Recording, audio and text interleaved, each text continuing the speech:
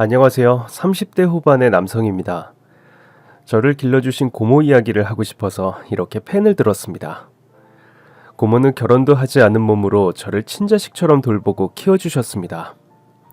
아버지는 제가 2살 때 돌아가셨고 엄마는 어린 저를 버려두고 떠난 뒤 연락 두절이라 그때 저희 집에서 같이 살던 고모가 저를 거두어 주셨습니다.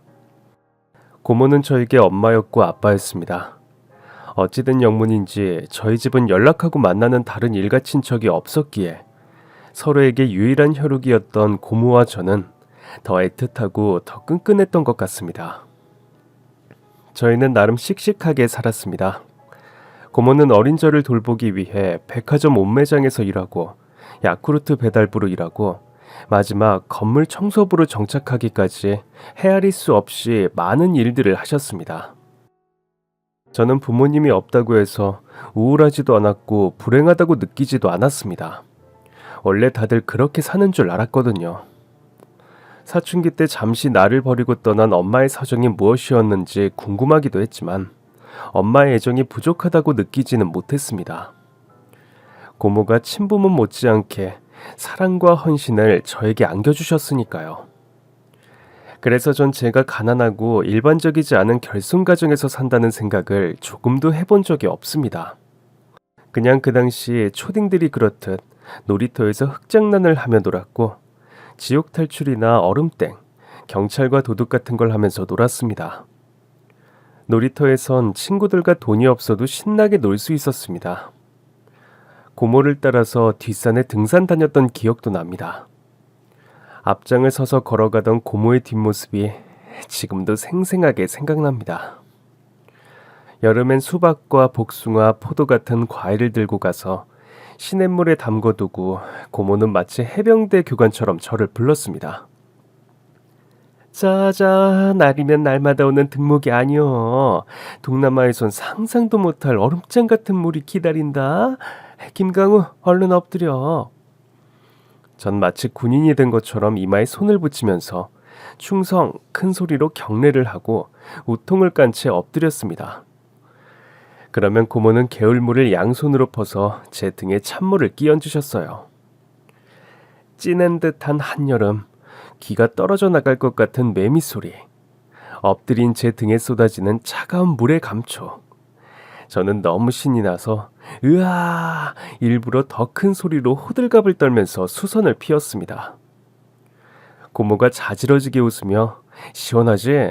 사내대장부가 이것도 못 참아서 되겠어? 하면서 제 등짝을 찰싹하고 때리시곤 했습니다. 그럼 저는 또 으악 하고 라이온킹처럼 포효했습니다. 등목이 끝나면 나무 그늘 아래 자리를 깔고 누워서 고모가 잘라주는 수박을 한 입 베어 물면 에어컨 바람이 따로 필요 없었습니다. 고모는 수박을 먹을 때마다 내기를 했어요.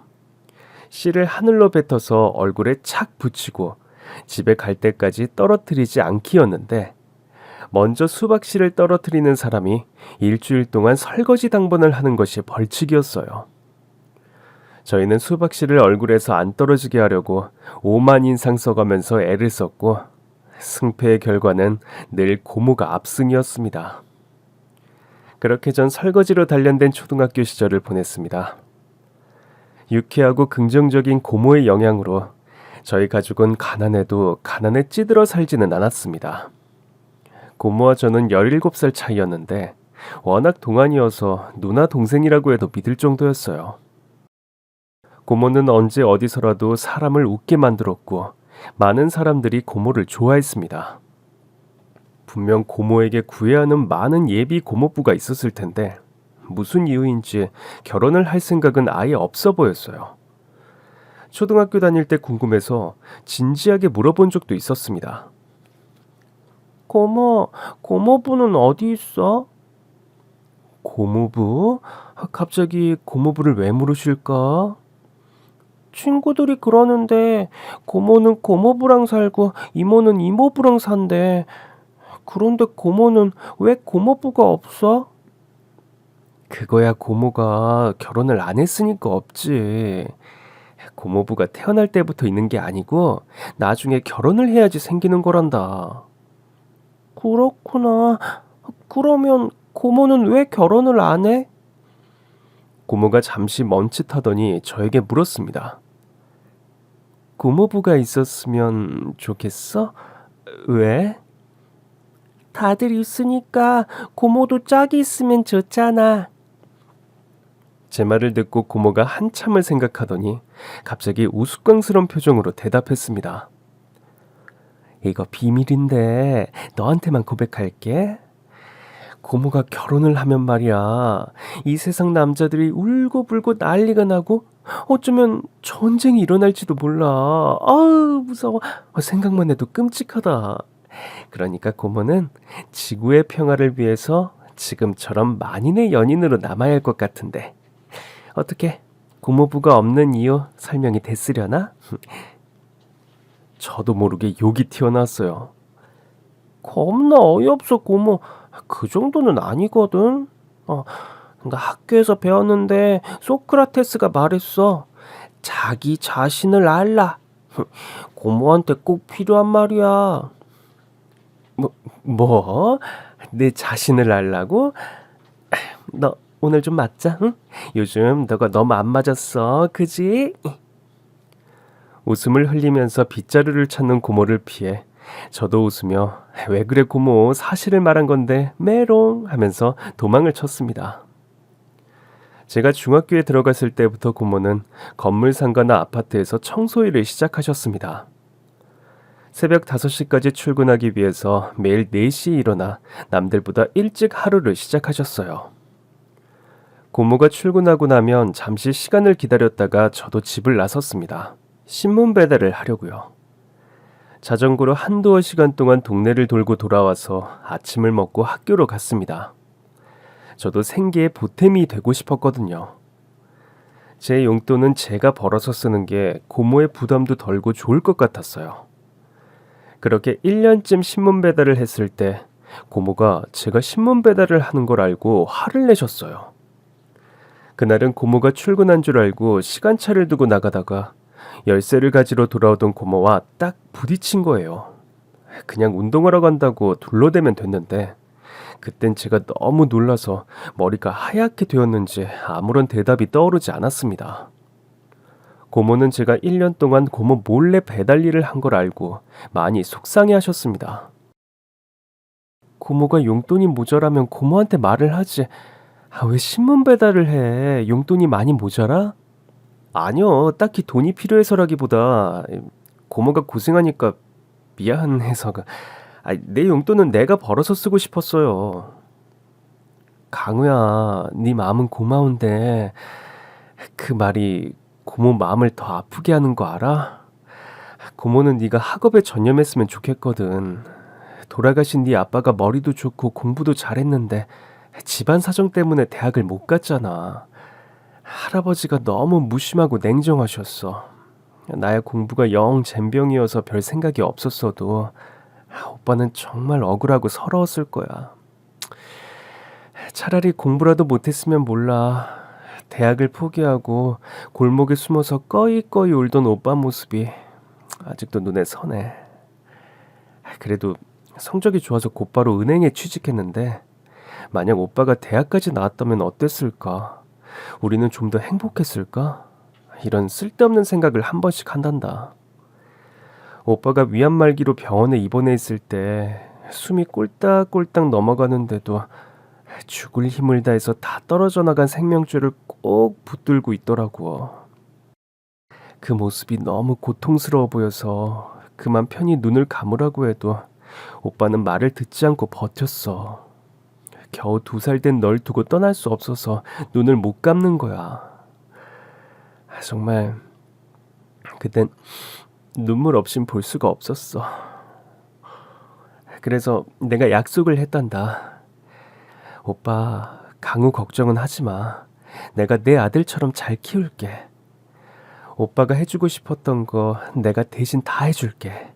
우리 조카가 행복할 수 있도록 내가 잘 보살필게. 그러니까 오빠, 이제 편히 눈을 감아요. 이승에서 쌓인 것들 다 풀고 가세요, 오빠. 강우 옆엔 내가 있으니까 안심하고 편히 가세요. 그렇게 난 약속을 했단다. 그렇게 약속을 하니까 그제야 네 아빠가 눈을 감더라. 강우야, 이 고모는 말이야, 널 행복하게 해줄 의무가 있는 사람이야. 그건 오빠의 유언이기도 하고 우리 남매의 약속이기도 해. 그런데 네가 새벽에 일어나서 신문 배달을 한다니 내 마음은 어떻겠니? 차라리 그 시간에 공부를 하면 안 될까? 고모가 전해준 아빠의 임종 이야기에 내내 참고 있던 눈물이 터지고 말았습니다. 고모의 헌신과 사랑 속에 아빠와 내가 연결되어 있다는 생각이 들어서 전 외롭지 않았습니다. 아빠의 유언을 생각해서 더 열심히 공부해야겠다. 더 올바른 길로 나아가야겠다 다짐을 했습니다. 고모, 고마워요. 날 걱정해서 그러는 거 다 알아. 근데 신문 배달이 오히려 좋은 점이 더 많아요. 새벽에 일이 있으니까 일찍 기상하는 습관이 생겼고, 자전거를 타고 달리는 게 건강에도 도움이 되고, 게다가 신문 배달하면서 성적이 떨어지지도 않았잖아. 고모가 몰라서 그런데 요즘 내 또래들 주유소나 식당이나 패스트푸드점에서 아르바이트 많이 해. 거기에 비하면 새벽에 잠시 운동 삼아 하기 좋아. 그래서 계속 하고 싶어? 고모가 걱정을 안 하면 난 계속 하고 싶어.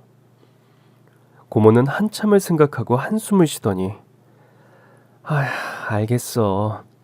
전 그렇다면 네가 아르바이트로 번 돈은 모두 저금해. 네 용돈은 고모가 줄 거야. 모자라면 고모한테 말하고. 고모, 너 용돈도 못 줄 정도로 무능력한 그런 사람 아니야. 알겠어? 알지.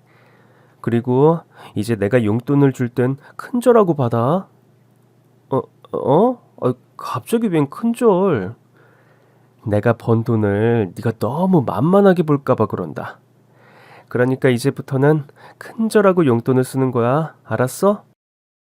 그때부터 전 매달 고모에게 용돈을 받을 때마다 큰절을 하고 받았습니다. 고모, 지난 한 달도 애쓰셨습니다. 자, 절 받으십시오. 아이고, 그래. 내가 땀 흘려 번 돈을 기꺼이 너에게 주마. 이 세상 어디에 내놔도 부끄럽지 않은 내 돈이다. 에헴. 예, 용돈 감사히 잘 쓰겠습니다.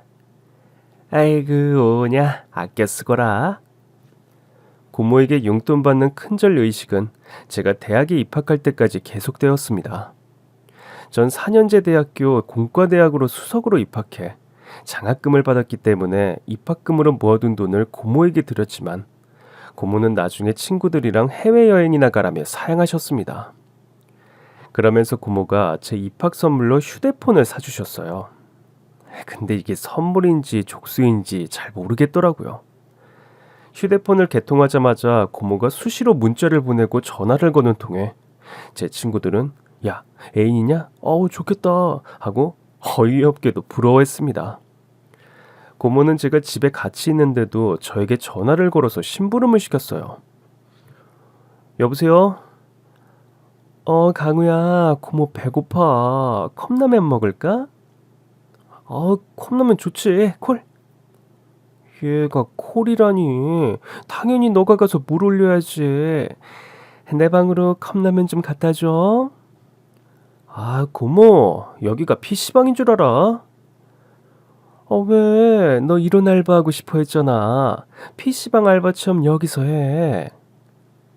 거실에서 고모와 같이 텔레비전을 보고 있을 때도 디링디링 문자가 와서 보면, 강우야, 재미없다. 다른 거 보자. 채널 돌려. 라고 메시지를 보내는 겁니다. 고모, 그냥 말을 해. 집에서 무슨 문자야. 왜? 문자하면 안 돼? 같이 있을 때 휴대폰 전화하면 안 되는 법이라도 있어?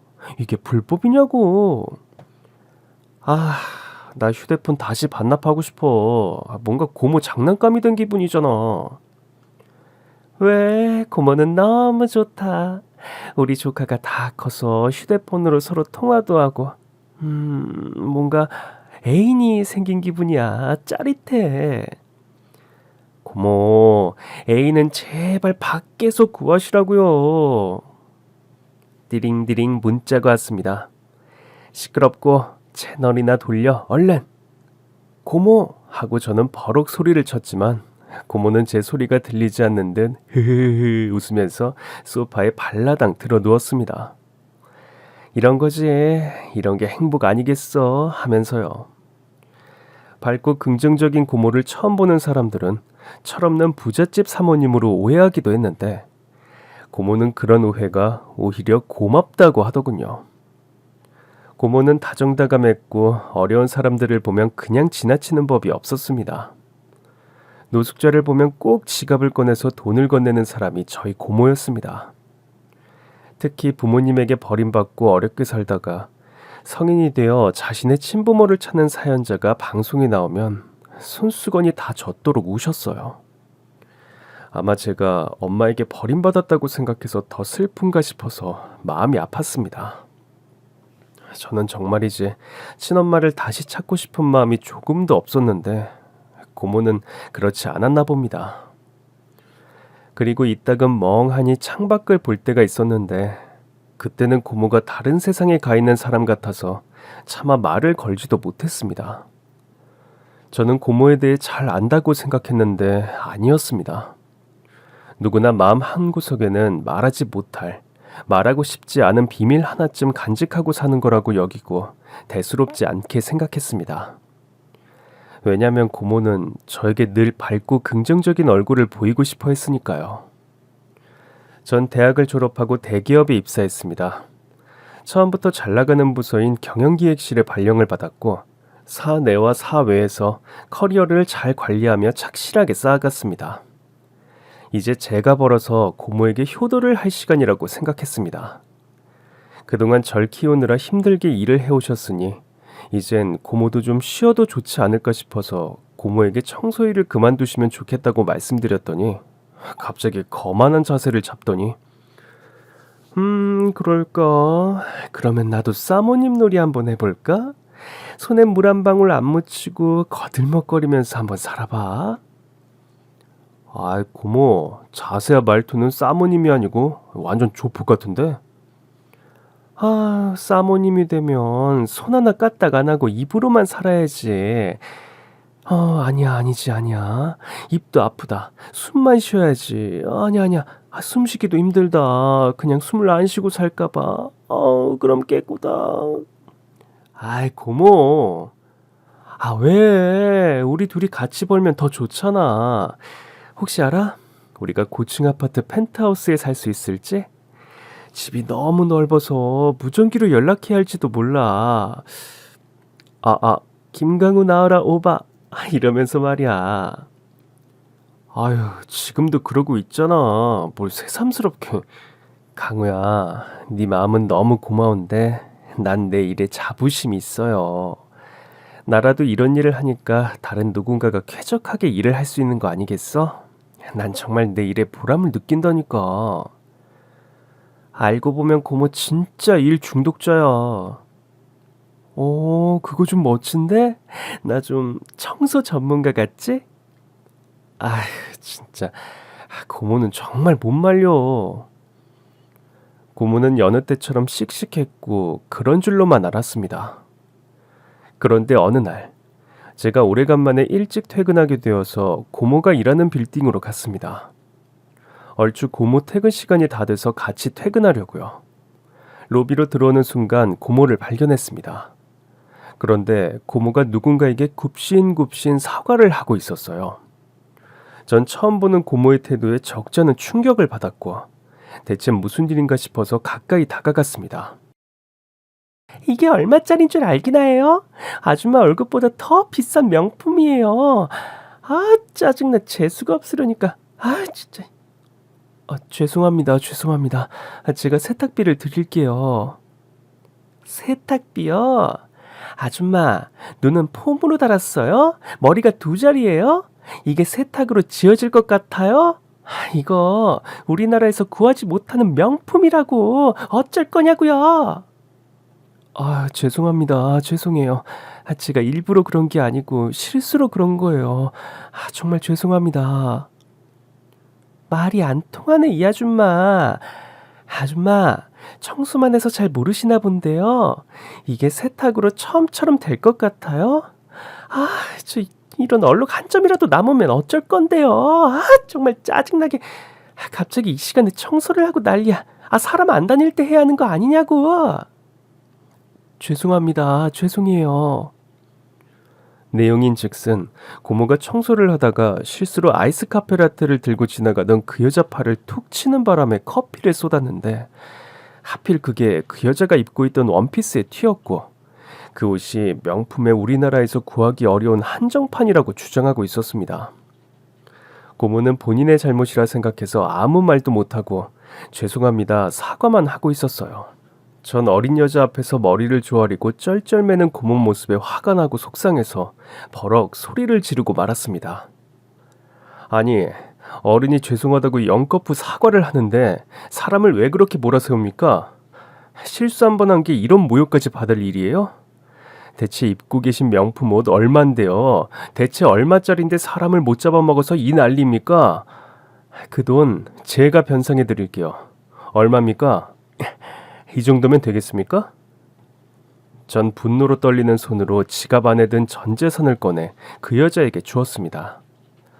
마음 같아선 지폐를 싸대기 날리듯이 얼굴에 뿌려주고 싶었지만, 그러면 저도 싸가지 없고 무례한 그 여자와 같은 인간이 되는 거니까 꾹 참으며 이성의 끈을 놓지 않았습니다. 왜요? 모자라요? 모자라면 계좌이체 해드리고요. 아니에요. 대충 비슷한 것 같네요. 아줌마, 조심하세요 앞으로. 그렇게 일이 마무리됐지만 전 속상한 마음에 고모에게 눈물을 쏟으며 화를 냈습니다. 고모, 그깟 돈 얼마나 된다고 저런 사람한테 고개를 숙여. 그냥 돈 달라는 거잖아. 그럼 그냥 돈 주면 되지. 저런 사람한테 왜 고개를 조아리냐고. 그때였어요. 고모가 멍한 표정을 짓더니 갑자기 픽 하고 쓰러졌습니다. 불치병을 앓는 영화 속 비련의 여주인공처럼 고모가 힘없이 쓰러지는 모습이 느린 화면으로 제 눈에 들어왔습니다. 쓰러진 고모를 감싸 안고 119 구급차를 불렀습니다. 병원 응급실로 실려간 고모는 곧바로 입원해서 여러 검사를 받았고, 그 결과 위암 4기라는 진단을 받았습니다. 병문안을 놓은 고모의 직장 동료분들이 말씀하시길, 예전부터 속쓰리다고 제선제를 계속 먹더라고. 요즘 들어 부쩍 살도 빠지고 머리도 어지럽다고 해서 우리가 병원에 좀 가보라고 누누이 말했거든. 근데 너도 알지? 고모 고집 센 거. 어찌나 하루 이틀 사흘 하면서 미루던지. 아유, 어떡하니. 조금만 더 일찍 발견했어도 좋았을 텐데. 수술하면 완치는 된다니? 벌써 림프선을 타고 간에도 전이가 됐다고 해요. 그래도 수술하고 항암 치료를 하려고요. 어떻게든 치료는 해봐야죠. 그래, 힘들고 어려울 땐 가족이 최고지. 네가 있어줘서 참 고맙다. 네, 조심히 들어가세요. 저는 복통과 빈혈, 속쓰림 같은 이상 증상이 있으면서도 집에 와선 고모가 태연히 아픈 걸 숨겼다는 걸 뒤늦게 알았습니다. 게다가 최근 들어 고모 살이 부쩍 빠졌는데 고모가 다이어트를 하는 줄 알았습니다. 전 고모의 이상 증상을 알아채지 못했다는 죄책감도 컸지만, 고모가 청소부로 일하면서 부딪혔을지도 모를 숱한 수모와 모멸감의 순간에 대해 한 번도 의심하지 않았다는 미안함이 더 컸습니다. 고모가 다른 사람에게 절절매며 고개를 조아리는 모습은 실로 충격이었습니다. 저는 제 자신을 자책하며 한숨도 자지 못하고 뜬 눈으로 고모 곁을 지켰습니다. 고모는 당장 수술실에 들어갔지만 의사가 개복해보니 전이가 심해서 그대로 덮고 나왔습니다. 대신 항암 치료를 했지만 예후가 좋지 않았습니다. 그때부턴 점차 병세가 악화되고 약해져가는 고모를 보면서 저는 병원, 회사를 다니는 일상을 반복했습니다. 그래도 차도가 보이지 않아서 저는 회사에 휴직계를 내고 하나뿐인 혈육 고모를 위해 정성을 다해 최선을 다해 병간호를 했습니다. 병원에서 지낸 지 한 달여 만에 저는 병원의 유명 인사가 되었습니다. 어떤 상황에도 민첩하게 행동을 잘해서 간호사들의 칭찬이 자자했습니다. 엑스레이를 찍으러 이동을 한다면 정확한 시간에 맞춰 고모를 휠체어에 태우고 산소통까지 미리 챙겨서 모시고 나갔고, 간호사들이 수술 부위 소독 드레싱을 할 때면 옆에서 멸균 거즈를 떼어주면서 간호 보조를 했습니다. 저희가 모자 사이가 아니라 고모 조카라는 사실에 더 놀란 간호사와 환자 보호자들이 저만 보면 칭찬을 해주었습니다. 고모 조카 사이인데도 얼굴이 엄청 닮았네요. 우리 병동에서 제일 간병을 잘한다고 간호사들이 칭찬하고 있어요. 정말 최고세요. 저도 제가 이렇게까지 잘할 줄은 몰랐어요. 이런 저를 보고 고모는 환자복을 입고서도 여전히 장난을 쳤습니다. 강우야, 너 간병이 체질인가 보다. 너무 잘한다, 너무 잘해. 어때? 내 덕분에 너의 숨은 재능을 찾아서 고맙지? 고마워, 고모. 근데 내 재능 발굴은 이제 그만하고 얼른 낫기나 해. 당연하지. 내가 추석 전에 나갈 거니까 걱정 붙들어 매셔. 추석이 되면 퇴원할 수 있을 거라는 기대로 견뎠는데, 의사는 고모에게 시한부 6개월을 선고했고, 저흰 도무지 믿기지 않아서 아닐 거라고 재확인을 했습니다. 고모는 처음엔 망연자실하고 나한테 왜 이러냐고 화를 내기도 했지만 이내 그 사실을 받아들이셨습니다. 의사가 기적 같은 가능성을 이야기하면서 새로운 항암 치료를 시작하자고 했지만 고모는 그 제안을 거절했습니다. 그리고 조용히 저를 불러서 이렇게 말씀하셨죠. 강우야, 이젠 마음의 준비를 해야 할 것 같구나. 너한테 자랑스러운 고모, 든든한 가족이 되고 싶었는데 더 오래 놓아 있어주지 못해서 미안해. 고모답지 않게 약한 소리 하지 마. 말기암이라도 기적처럼 극복하는 분들도 많대. 생각해봤는데 마지막을 병원에서 보내고 싶지 않아. 주어진 시간을 의미 있게 보내고 싶단다. 그래서 말이야. 고모가 말이야. 고모, 뭐든 말해. 내가 다 들어줄게. 사실 평소에 고모와 달리 한참 뜸을 들이더니 마침내 꺼낸 이야기는 그야말로 핵폭탄이 되어 저를 벙찌게 만드셨습니다. 사실 너한테 사촌 여동생이 하나 있어. 너가 태어난 이듬해에 내가 아이를 낳았거든. 고3 시절 같이 공부하던 동급생이랑 불장난으로 애가 생겼었어. 애를 지우기엔 겁이 너무 났고 혼자 키우기엔 용기가 없어서 낳자마자 버렸었어. 베이비박스에 이렇게 넣어서 잔인하게. 고모, 진심이야? 장난치지 말고. 그때 난 어려서 미혼모라는 손가락질도 두려웠고 아이가 불행해질까봐 좋은 부모를 만나서 행복했으면 했어. 비겁한 변명이라고 해도 그땐 진심으로 그렇게 생각했어. 거짓말. 평생 가슴에 묻어두고 무덤까지 가겠거니 했는데 막상 50줄의 죽음이 코앞에 와 있으니 사람 마음 참 간사하지. 그 아이가 너무 보고 싶어. 거짓말이지, 고모. 강우야, 고모가 징그럽지? 괴물 같지? 아니야, 그럴 리가 없어. 미안해, 다 사실이야. 부산에 사는 친구 집에서 지내면서 아기를 출산을 하고 바닷가 성당에 갓난아기를 두고 왔었어. 오빠한텐 한 6개월 친구 집에서 보내야 한다고 거짓말을 하고 아무렇지 않은 척 집으로 돌아왔었지. 그리고 1년도 안 돼 오빠가 위암으로 갑자기 저 세상으로 갔잖아. 오빠한테 널 맡아서 잘 기르겠다고 약속했다던 이야기 기억하지? 오빠는 아무것도 몰랐을 텐데 마치 다 아는 사람처럼 그랬어.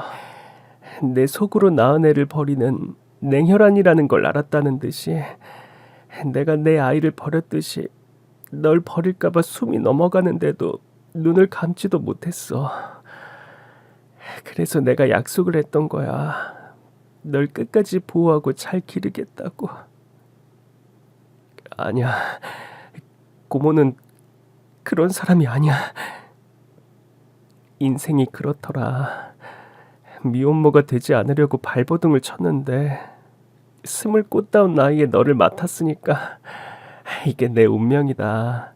애를 하나 키우나 둘을 키우나 뭔 차이가 있나 싶어서 부산의 바닷가 성당으로 갔는데 수녀님들 인사이동 때문에 1년 전 일을 모르겠다고 하더라. 그렇게 난 빈손으로 돌아왔었어. 의사 선생님은 여행이 위험하다고 했지만 고모는 남은 여생을 병원에만 있지 않을 거라고 저에게 애원하셨습니다. 전 고모의 남은 시간이 행복하길 바랬고 고모의 바람대로 함께 사촌 동생을 찾아보기로 했습니다. 고모와 함께 다니기 위해서 캠핑카를 빌렸습니다.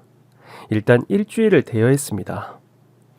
전 운전을 하고 고모는 침대에 누워서 영화도 보고 바깥 풍경도 보고 잠도 자면서 부산으로 향했습니다. 강우야, 여기 엄청 넓다. 전에 우리가 말했던 펜트하우스 못지않아. 뜨거운 물도 콸콸 잘 나오고. 그러게, 고모 덕분에 나도 여행하고 너무 좋다. 그때까지 고모와 저는 해외여행 한 번도 안 가봤고 여권도 없었어요. 저는 제주도로 가는 수학여행 비행기를 타보긴 했지만 고모는 어땠을까요? 고모에 대해 다 안다고 생각했는데 이젠 고모가 무슨 생각을 하는지 어떤 마음으로 살아왔는지 하나도 모르겠더군요. 그럼에도 확실한 건 고모와의 마지막이 될지도 모르는 여행을 하고 있다는 겁니다. 전 어떻게든 고모의 소원을 이루어주고 싶었고 고모가 아기를 맡겼다는 바닷가 성당을 찾았습니다. 당시 고모 친구가 인적이 드문 성당을 물색해서 그곳으로 정했는데 고모 친구와 연락이 끊겨서 제가 검색을 해서 무작정 가보기로 했습니다. 고모, 뭐 증표가 될 만한 건 없어? 사진이나 물건 같은 거. 있어, 그런 거. 뭔데? 고모가 늘 차고 다니던 은으로 만든 묵주 팔찌를 들어 보여주었습니다. 카톨릭 신자가 아닌데도 묵주 팔찌를 하고 다녀서 궁금했는데 이런 사연이 있는 줄 또 이제 알았네요. 사촌 동생과 헤어질 때 하나씩 나눠 가졌다고 합니다. 저희는 자주 휴게소에 들러 고모의 컨디션을 확인하고 다시 이동하기를 반복했고 부산까지 꼬박 하루가 걸렸습니다.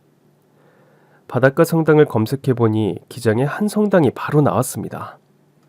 빨간 지붕과 고딩 양식의 첨탑이 푸른 바다와 하얗게 부서지는 파도를 배경으로 그림처럼 서 있었습니다. 고모, 여기는 드라마 촬영장이었다는데? 설마 여기는 아니지? 아니야.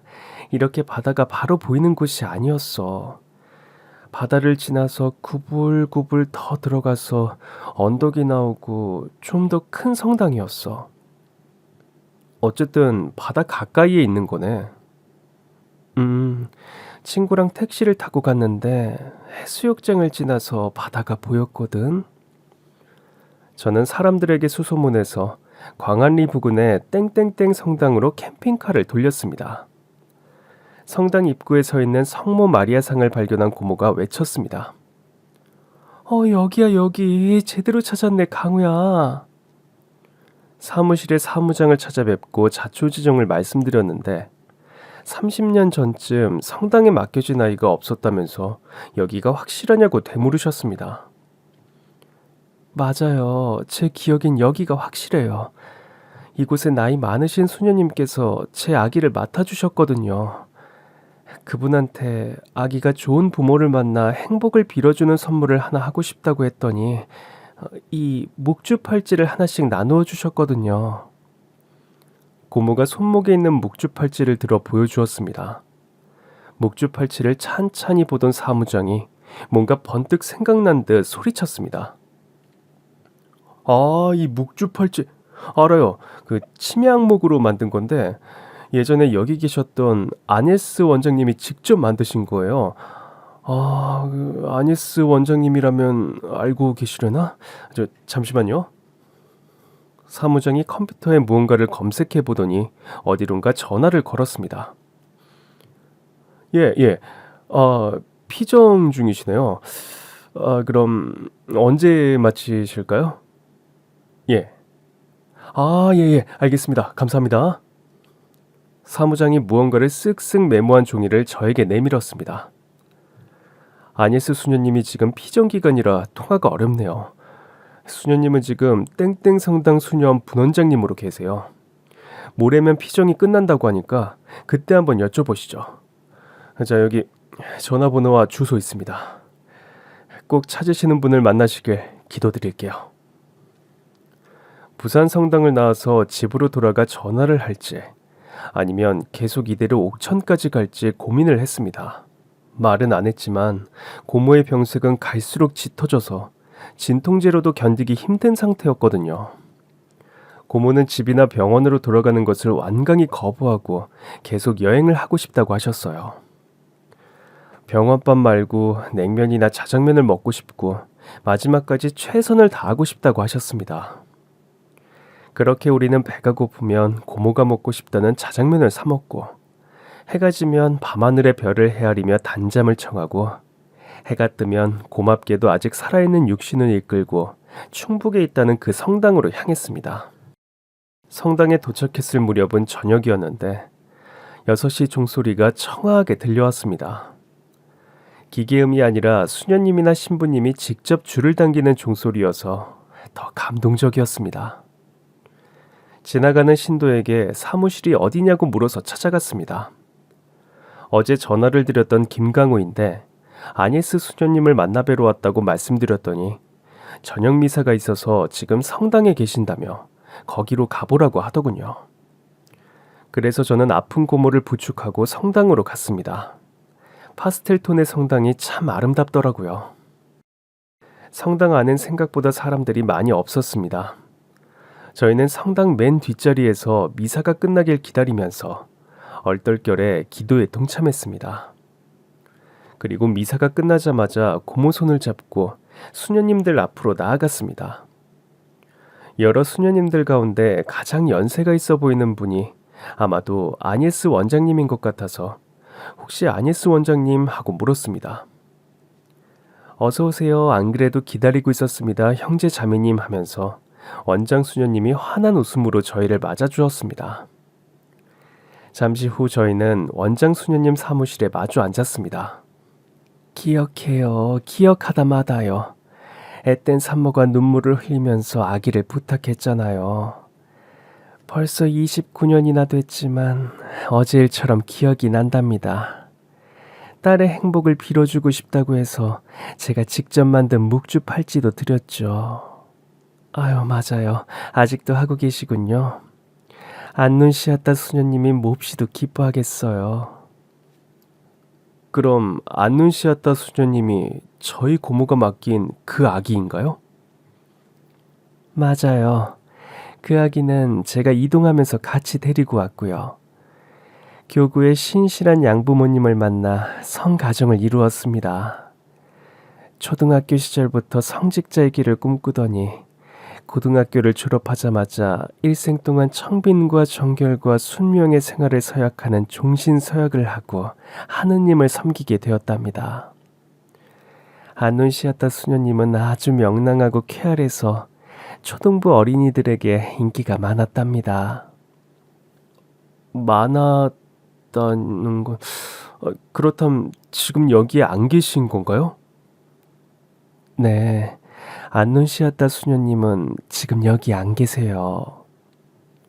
설마 한국이 아닌 다른 나라에 계시면 어쩌지? 하는 불안감에 휩싸였어요. 혹시 외국에 계신 건가요? 맞아요.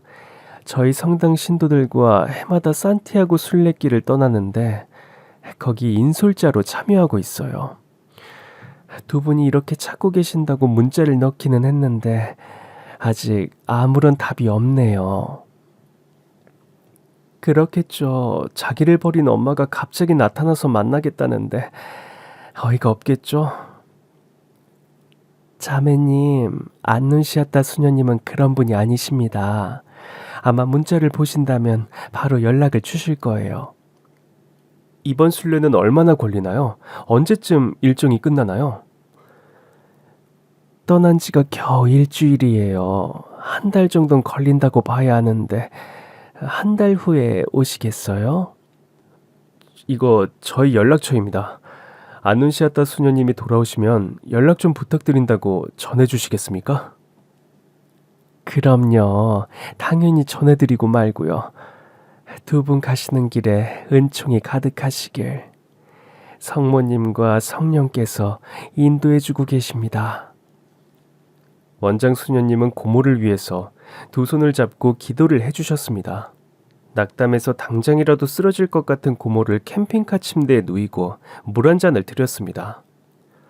고모는 눈물을 흘리며 울먹였습니다. 나라도 그럴 거야. 생판 보도 못한 사람이 엄마라고 찾아오니까 징글징글할 테지. 버릴 땐 언제고 지가 죽는 게 뭐라고 딸을 찾아 그럴 테지? 고모 아니야. 긍정적으로 생각해봐. 지금까지 어디에서 살았는지 죽었는지도 몰랐는데 이제 이름도 알고 어디 사는지도 알게 됐어. 게다가 한 달만 지나면 만날 수도 있어. 그때까지 내가 살아있을까? 당연하지 고모.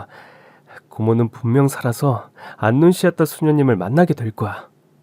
어깨를 들썩이며 흐느끼는 고모를 겨우 달래고 캠핑카에 시동을 걸려는 순간 아니스 원장 수녀님이 다급하게 달려나오셨습니다.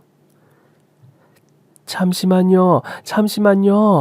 저 문자가 왔어요. 문자가. 불이 나게 뛰어온 원장 수녀님이 가쁜 숨을 몰아쉬며 입을 떼셨습니다. 연락 왔는데 내일 도착이래요. 어제 문자 보고 일행들에게 사정을 말하고 먼저 귀국하기로 했답니다. 두 분이 벌써 떠나셨을까봐 걱정했는데 다행히 계셨네요. 오늘 여기서 주무시고 내일 안눈시아따 수녀님이 도착하는 대로 같이 만나요. 그렇게 다음날이 밝았고 고모는 계속 지금 몇 시야? 아직 멀었어? 를 매 10분마다 한 번씩 로봇처럼 저에게 물었습니다. 초조하긴 저도 마찬가지였어요. 기대와 설렘도 있지만 두려움도 있었어요. 마음만 먹으면 이렇게 찾을 수도 있었는데 29년 전 고모가 아기를 찾는 전화를 무심하게 받았던 한 사람의 대응으로 두 사람의 만남이 무려 29년 만에 이루어졌습니다. 오후 4시 원장 수녀님 사무실에서 저희는 기다렸습니다. 멀리서 찻소리가 들릴 때마다 귀를 쫑긋하며 귀를 기울였습니다. 문 앞으로 다가오는 발자국 소리가 들릴 때마다 가슴이 뛰었습니다. 드디어 문이 열리고 고모의 딸, 나의 사촌 여동생 안눈시아따 수녀님이 상기된 얼굴로 들어왔습니다. 딱 고모가 젊었을 때 모습 그대로여서 신기했습니다. 아담한 체구에 눈이 반짝반짝, 하얀 얼굴에 주근깨가 귀여웠습니다. 고모는 안눈시아따 수녀님을 향해 급히 일어서려다가 어지러웠는지 도로 주저앉고 말았습니다. 안눈시아따 수녀님이 달려와서 고모를 부축하고 안았습니다. 그리고 두 사람이 손을 마주 잡았을 때 오른손목에 착용한 똑같이 생긴 나무 목주 팔찌가 드러났습니다. 어머니, 절 찾아오실 줄 알았어요. 하느님께 매일 기도했거든요. 어머니가 저에게 오시는 길 성모님과 성녀님께서 인도해 주시길요. 미안하다 미안해. 널 볼 면목이 없어. 모른 척 살다가 죽을 때가 되어서야 널 찾아 나섰어. 용서하렴. 고모는 그 이듬해 딸을 되찾으려고 했는데 맡겨진 아기가 없다는 이야기를 듣고 죽거나 다른 곳에 입양됐다고 생각했어요. 그래서 미처 찾아볼 생각을 못하시고 포기하셨던 거예요. 아니다. 다 구차하고 핑계고 변명이야. 다 내 잘못이야. 누굴 탓할 것 없다. 다 내 탓이야. 어머니도 이 묵주를 하고 계셔서 너무 기뻐요. 저에겐 너무나 소중한 증표이자 성물이에요. 어머니가 주신 유일한 거라고 하셔서 묵주 팔찌를 하고 있으면 어머니와 연결되어 있다는 생각을 했어요. 이렇게 절 찾아와 주셔서 정말 고맙습니다. 고모와 사촌 여동생은 서로 부둥켜 안고 하염없이 눈물을 흘렸습니다. 한참을 울고 난 고모가 눈물을 훔치며 절 소개해 주었습니다. 여기는 네 사촌 오빠, 내 하나밖에 없는 조카야. 강우 덕분에 널 찾을 수 있었단다. 병든 날 돌보면서 여기까지 왔어. 오빠, 저에게도 사촌 오빠가 있었군요. 갑자기 부자가 된 기분이에요. 고모의 소원이었어요. 평생 마음에 품고 계신 줄 늦게 알았죠. 제가 조금만 더 일찍 알았더라면. 나도 참 바보 같았지. 제 살 길 찾으려고 제 속으로 낳은 아이를 버린 모진 엄마는 그래야 한다고 생각했어. 제 행복을 위해 자식을 버리는 폐륜을 저질렀는데 우는 것도 사치라고 생각했어. 매일 내가 행복하게 웃고 살아야 어딘가에 살고 있을 내 딸도 행복하게 웃고 살 것이다. 그래서 슬퍼도 슬퍼하지 않고 울고 싶어도 울지 않고 그렇게 버텼는데 돌이켜보니 다 쓰잘데없는 짓이었고 난 이제 병이 들어 죽을 날만 기다리는 신세가 됐어. 아니에요. 어머니의 기도 덕분에 전 행복하게 웃으며 자랐어요.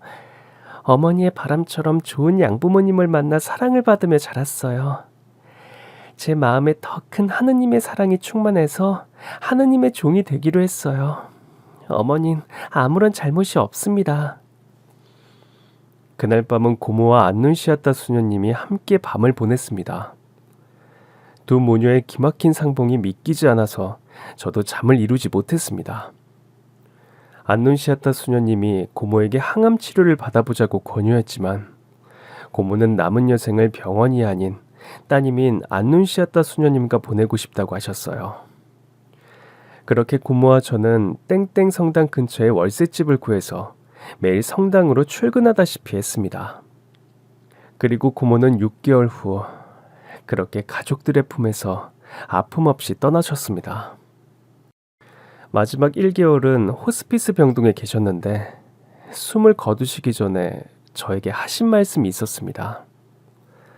그때만 해도 마약성 진통제 때문에 정신이 흐릿할 때가 많았는데 그 순간만큼은 평소와 다름없이 밝고 명랑했던 고모의 모습이었어요. 강우야, 내 조카 강우야.